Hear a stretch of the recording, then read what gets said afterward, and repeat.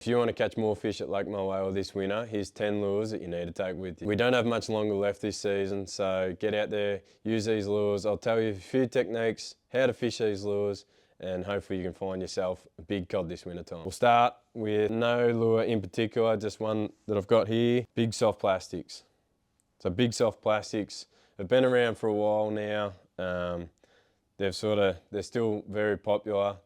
Straight plastic, you have a big jig head on the front, treble stinger on the back. You can rig them up sort of unweighted and hang trebles underneath, or the best and sort of easiest way is just, a jig head at the front, stinger at the bottom, or maybe up the top. But yeah, a big hook at the top and a stinger sort of treble. That's the main sort of things that you need with those big swim baits. Sort of 8-9 inches long, like 200 mil long. That's a good size for this time of year. Those fish are looking for bigger bait, bigger stuff to sort of eat. So sometimes when they are looking for big stuff, I like chucking mumblers. Mumblers are a good option as well. So something pretty big like them, they're a spin right chatterbait mumbler. They're good, put out a lot of vibration so they'll feel it, especially now like we've got a lot of dirty water coming through at the moment. So they'll be able to feel it coming through the water a lot easier and hopefully find it. I normally fish them, cast them out, click it into gear, let it hit the bottom, and then just give it a lift up and sort of feel the weight and let it hit the bottom again. Hop that, and you might work that sort of down a drop off, that sort of thing. Otherwise you can cast, let it hit the bottom and just slow roll it back so it's just off the bottom. And that sort of puts out a lot of vibration and they'll pick up on that. It's a good one for chasing the big fish, especially in the winter time.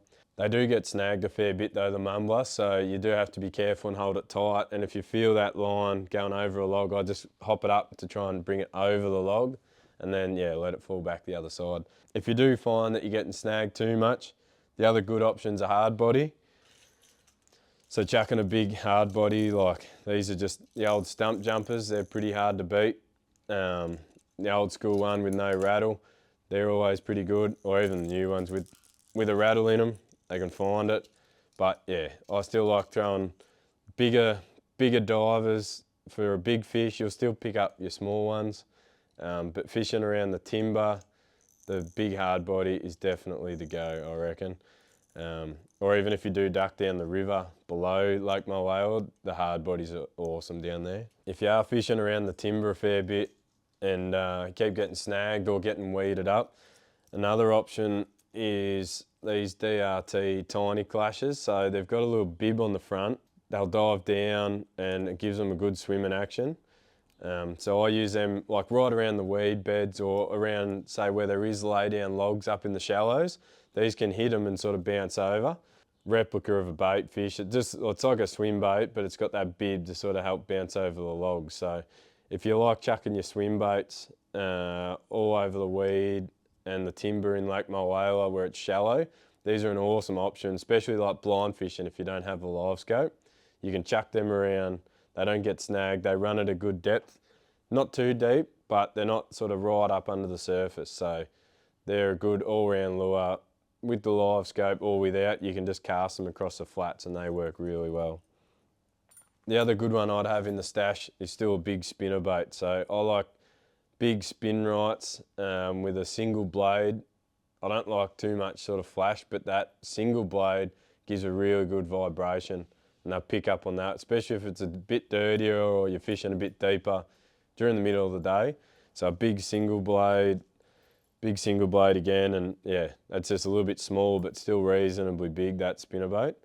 But yeah, the spin rights, probably my pick of them. They work good, come with awesome hooks in them, so you don't have to worry about them bending out or getting straightened by big fish. They're those SL12s, they're super strong, awesome hooks. And then you can fish them around the timber a lot more too, without having to worry about like getting snagged or doing anything else. If you do have a live scope and you're using the live scope a lot more, then you're probably using lures that are going to get snagged easier. And the craze at the moment is these fly jigs, they're calling them. So I actually haven't really used them that much.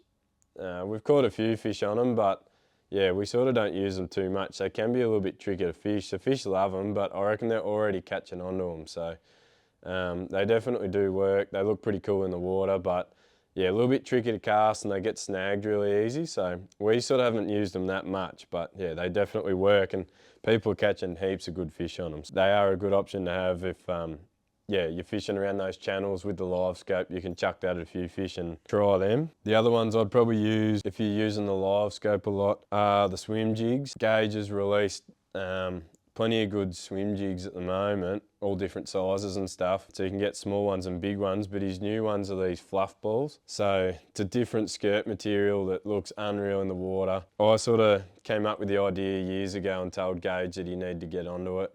And he sent me a few prototypes and they worked all right, but he's come up with this new material now and these are unreal. Like, as soon as they're in the water, the skirt flares out. It sort of changes colour, like it's almost metallic-y in the water. And these have, yeah, they've caught us heaps of fish. You've probably seen them on social media by now, but look up Spin Right and I'm sure these will pop up. So I think he's just about to release these as well. That's probably one of the #1 lures at the moment is the fluff ball. It's a good size too, got a big plastic on it. They come pre-rigged with a Van Hook treble on the bottom and then that top stinger hook.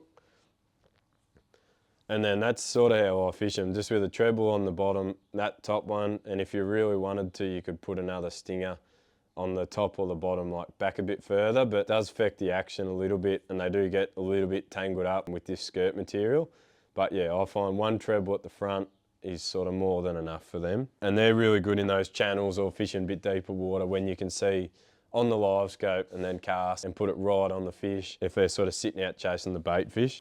So they're those hooks that I rig up on them, hopefully you can see them there. The Van Hook DT58Fs, 1.0 and 2.0s, and I think 1s are probably the ones that I use most. They've been an awesome hook. They're a nice light gauge, but super strong. We haven't had any straighten on the boat. They've been awesome. I run them on, yeah, everything now, even my Yowler and Brim lures, and even the rings. Like the rings are unreal. You nearly can't even get the split rings open, even with your split ring pliers, like they're so tight. Really good, real strong. So they've been good. I use size 4 and 5 in the split rings and they're like 100-pound strength. They're awesome. Because the lake's full of weed at the moment, all the shallow areas, like from probably 1 metre to about 2.5, 3 metres is all weed. So the weed will go right up and it's sort of not far under the water. So you've got to find those spots where the weed might be lower so you can fish in that top section. But some of it, it's like really close to the top. So that's where I sort of use like a surface lure to just not get stuck in the weed and fish those spots effectively. So the next sort of 2 lures I'd say is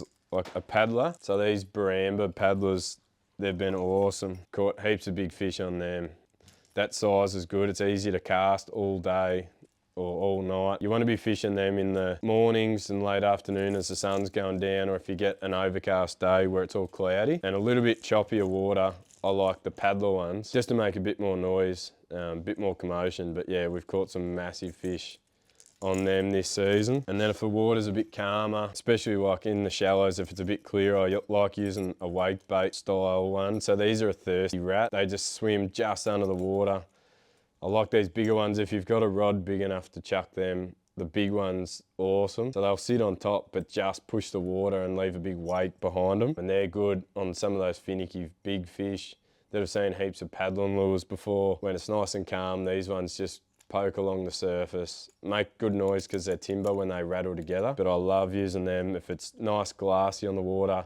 There's weed sort of 1 foot to 2 foot under the water, because those big cod will just be sitting in the weed like cruising around looking up and just waiting for something to come over them. And something a bit more subtle like a wake bait is awesome in those conditions. Big paddlers might scare them away a little bit because they are a bit shy just over the last few years with all the pressure. But yeah, a wake bait is awesome. And probably the last one that we have used a lot, we've caught heaps of fish on these, is these bait sanities, Explorer gills. So you can have them sort of unweighted, but normally put weights on them. They're good. You got all different colours. You can change these tails up. They're interchangeable tails, so they'll just pop out and then you can swap them over. So the goldfish is good. These little paddle tail ones, they've been awesome when the water's a bit clearer.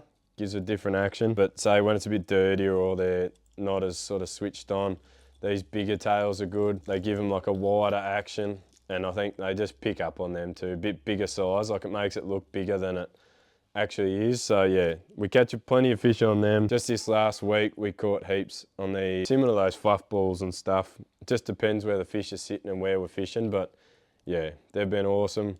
Doesn't matter too much on the colour. Like the natural ones are good.